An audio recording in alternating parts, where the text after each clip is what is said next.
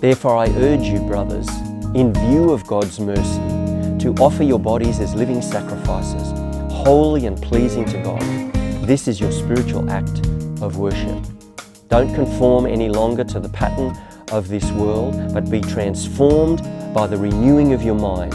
Then you will be able to test and approve what God's will is, His good, pleasing and perfect will. And it says as we focus our lives on Him, as we contemplate Him, our minds are renewed by the Holy Spirit. There is some sort of metamorphosis that takes place. We go from caterpillar, there are a lot of those little fellas around on this broccoli. We go from caterpillar to butterfly. And so the time of focus, and that's like, being in a cocoon. The time of focus allows us to be let in on what's good and pleasing about God, His will, His intentions, His love and His power.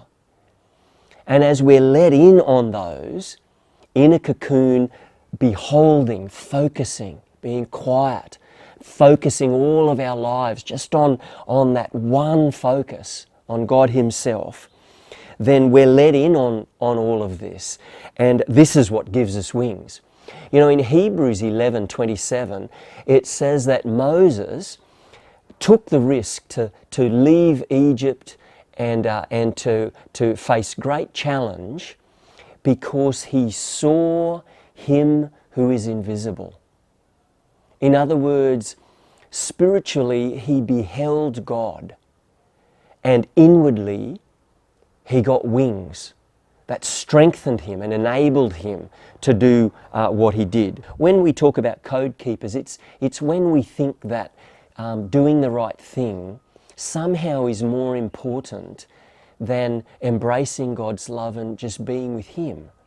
And so code keepers don't get anywhere near this spiritual exchange that forms our hearts in ways that gives our spirit wings and stirs passion in us and desire and gives us heavenly vision and the sort of strength that Moses had and stirs worship in us.